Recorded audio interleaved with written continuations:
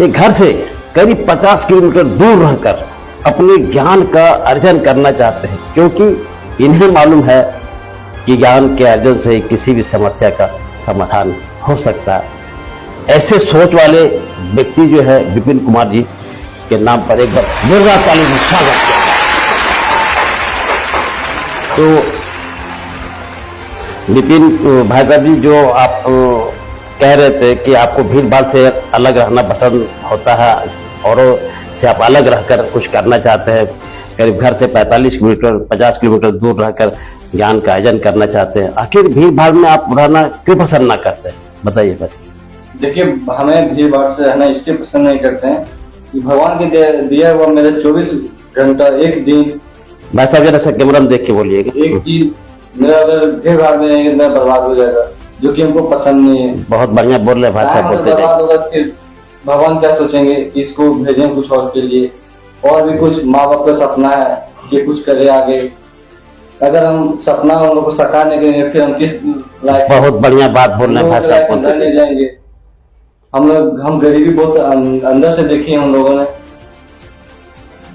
अच्छा, गरीबी आपने कहा कि बहुत गरीबी को करीब से देखा है। देखिए, आपके माता पिताजी क्या करते हैं, भाई बहन माता पिताजी? मेरे एक भाई है जो कि मेरे भाई मेरे से छोटे हैं। मेरे माता पिताजी बाहर में रहते हैं, काम करते हैं और प्राइवेट जॉब करते हैं जी, और उनको पढ़ाते हैं। इसीलिए हम सोचते हैं कि उसका पैसा का हम सही उपयोग करें। अगर हम सदुपयोग करेंगे तो फिर अच्छा नहीं होगा।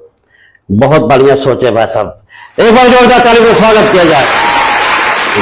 ऐसे सोच वाले व्यक्ति को इस केबीजी के मंच पर आते हैं, जो अपने माँ बाप के सपनों को पूरा करने के सोच लेकर आते हैं। और इनका सबसे बड़ी बात है कहना, ये भाई साहब जो है कहना है कि 24 घंटा जो वरदान में मिला है उसको सदुपयोग करे, दुरुपयोग ना करे, क्योंकि समय का प्रयोग सही का प्रयोग करके ही कोई भी अपने जीवन में सफल हो सकता है कि नहीं। चलिए, बहुत बहुत धन्यवाद विपिन भाई साहब जी, आपका बहुत बहुत स्वागत करते हैं इस चैनल में आने के लिए।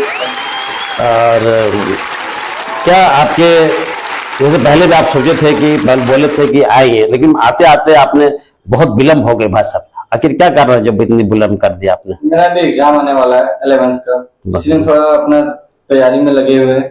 हमको टाइम नहीं मिल पाता था, अभी टाइम निकाल के कुछ क्षण के लिए हम आए हैं। चलिए, समय निकाल कर आए हैं। बहुत दिक्कत होता है। चलिए, समय निकालने में बहुत दिक्कत है। फिर एक बार आपने कहा समय की महत्व दी है, बहुत बहुत बढ़िया, बराबर महत्व देने की बात करें, बहुत बहुत धन्यवाद सर। तो क्या आपने यहाँ जो आते आते कोई परेशानी आपको हुई क्या भाई साहब? कैसे कैसे आए आप? जैसे टोटो पढ़ के लिए आप कैसे आना चाहे और आ गए, इस धूप में भी बहुत बहुत इसके लिए बधाई देते हैं, आपको धन्यवाद करते हैं। और मैं शुभकामनाएं मेरा आपके साथ रहे। आप यहाँ जिस सोच से यहाँ लेकर आए हैं, आप यहाँ पर आपका आशा पूरा है कि नहीं। चलिए, बहुत बहुत धन्यवाद भाई साहब। तो भाई साहब, मैं बता देना चाहता हूँ कि इस केबीजी के मंच पर 3 पड़ाव होते हैं। पहला पड़ाव में 5 सवाल किए जाते हैं, फिर दूसरा पड़ाव में फिर 5 सवाल, तीसरा पड़ाव में फिर 5 सवाल। पहले पड़ाव का यदि आप जवाब बहुत बढ़िया से देते हैं तो दूसरे पड़ाव में पहुंच जाते हैं, और दूसरे पड़ाव का भी जवाब देते हैं, तीसरे पड़ाव तक के सभी सवालों का जवाब देते हैं तो आपको ढेर सारे इनाम के साथ साथ एक मोबाइल का ईयरफोन, स्मार्ट वॉच और 5,000 रुपये की नगद धनराशि मिलेगी, है कि नहीं। चलिए, बहुत बहुत धन्यवाद भाई साहब। तो आपने कहा कि आपको भीड़ भाड़ से इसलिए अलग रहते हैं क्योंकि समय का सदुपयोग करना चाहते हैं। यही बात आपने जो कहा है, मैं चाहता हूं कि इस चैनल से, जो इस प्रोग्राम से, इस कार्यक्रम से जितने लोग जुड़े हुए हैं, सभी को आपके तरफ से ये बहुत बढ़िया संवाद या संदेश मिलेगा कि समय का सदुपयोग करना चाहिए और माँ बाप के सपनों को पूरा करना चाहिए कि नहीं। वाह, बहुत बहुत धन्यवाद। तो विपिन कुमार जी, जैसा हमने कहा कि 5 सवाल पूछे जाएंगे, उसमें से आपने अधिकतर बोले कि आपके भाई साहब भी पढ़ाई क्षेत्र में हैं और आपके जितने भी परिवार के सभी लोग पढ़ाई के क्षेत्र में हैं, अच्छा प्रेरणा आपको मिलती है पढ़ने के लिए। तो देश होने में बता देना चाहता हूं कि विपिन कुमार जी जो है ये घर से दूर 45-50 किलोमीटर दूर इसलिए रहते ताकि ज्ञान का अर्जन करे, जैसा मैंने कहा। और ज्ञान का अर्जन करने के साथ साथ केबी जी के मंच पर इसलिए आए क्योंकि ज्ञान का ये आकलन करना चाहते हैं कि आखिर केबी जी के मंच में पूछे गए सवाल का जवाब दे सके या ना दे सके। इससे इनके या तो आने वाले हर एक खिलाड़ी को ज्ञान का आकलन होता है कि नहीं। चलिए, इसीलिए यही बात पर एक सवाल का जवाब आपको पहला प्रश्न रख रहा हूं आपके स्क्रीन के ऊपर, ठीक है? आप तैयार है? तो विपिन कुमार जी, पहला सवाल ये रहा आपके कंप्यूटर स्क्रीन पर। इनमें से कौन सा ऐसा वर्ष है जब अंग्रेज झारखंड राज्य में प्रवेश किए? ऑप्शन दे रहा हूं, इसके 4 विकल्प है।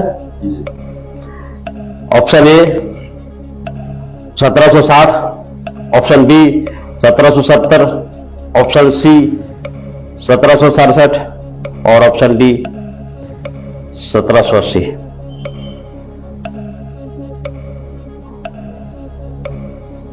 Option C 1767।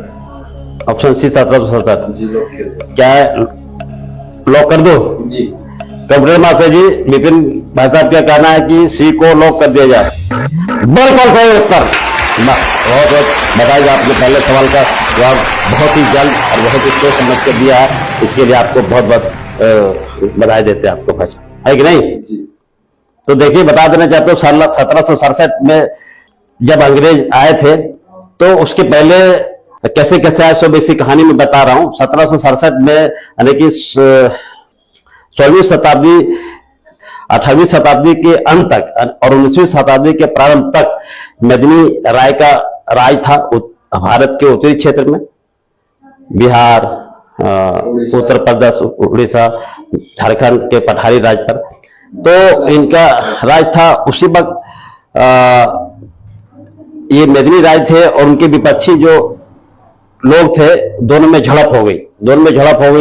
दोनों एक दूसरे से खींचातानी चलने लगी।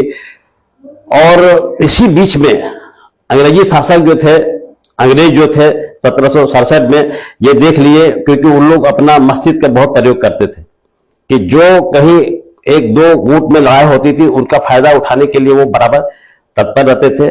आज भी आप अगर एक क्रिकेट मैच का थोड़ा सा आशिक होंगे तो आप जानते होंगे कि जब भी कंगारू लोग ऑस्ट्रेलिया की टीम वाले खेलते हैं तो माइंड गेम वो खेल जाते हैं, ऐसा स्ट्रेटजी लगाते हैं ताकि विपक्षी टीम जो है ध्वंस हो जाए। इसी तरह यहां पर भी अंग्रेज अपने मस्ती 1765 में देखा गया था चतरा में, झारखंड के पठारी राज्य में कोई चतरा जगह है, वहां पर अंग्रेजों को देखा गया था। परंतु उस वक्त उनके मंसूबा कुछ और थे, परंतु अधिपत्य जमाने के मूड से वो 1767 में अपना साम्राज्य और अपना पकड़ बनाने के लिए वहां पर हुआ है कि नहीं। चलिए, बहुत बहुत तो देव शेठो, विपिन भाई साहब ने एक तो पहले सवाल का जवाब देकर बहुत ही अपने विवेक का प्रयोग कर बहुत जल्द से जवाब दिया, इसके लिए इनको बधाई का पात्र है ये। और दूसरा सवाल फिर रखने जा रहे हैं, रेस के लिए कौन बनेगा जीनियस व्यक्ति, ठीक है? तो दूसरा सवाल रखो आपको विपिन जी। देखिए, दूसरा सवाल 2000 रुपए के लिए ये रहा आपके कंप्यूटर स्क्रीन पर। विपिन, गिरिडीह का पुराना नाम क्या था? ऑप्शन ए पर्वत डी, दूसरा ऑप्शन बी पहाड़ डी, ऑप्शन सी संवेद शिखर जी, ऑप्शन डी पारसनाथ जी।